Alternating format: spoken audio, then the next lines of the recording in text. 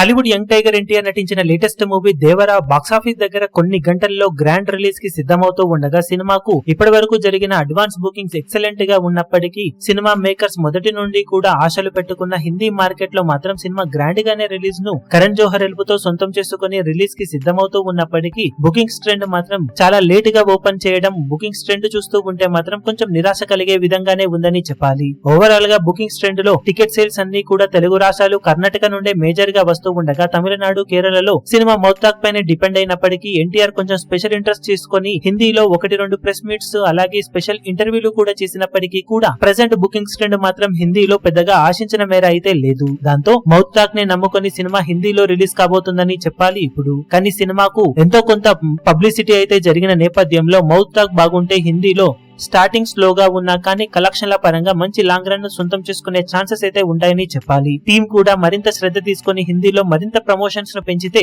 సినిమాకు మరింత హెల్ప్ అయ్యే అవకాశం ఉంటుంది. ఓవరాల్ గా ప్రెజెంట్ ట్రెండ్ ను చూస్తూ ఉంటే మాత్రం తెలుగు రాష్ట్రాల కలెక్షన్స్ మిగిలిన అన్ని కలెక్షన్స్ ని డామినేట్ చేస్తూ ఫుల్ లీడ్ ను దూసుకుపోతున్నా కానీ మిగిలిన చోట్ల కలెక్షన్ల పరంగా చూసుకుంటే రీసెంట్ పాన్ ఇండియా మూవీస్ తో కంపేర్ చేస్తే మట్టుకు దేవర వెనకపడే ఉంది. దాంతో మిగిలిన చోట్ల జోరు చూపించాలంటే ఇప్పుడు సినిమాకు మౌత్ టాక్ చాలా ముఖ్యమనే చెప్పాలి.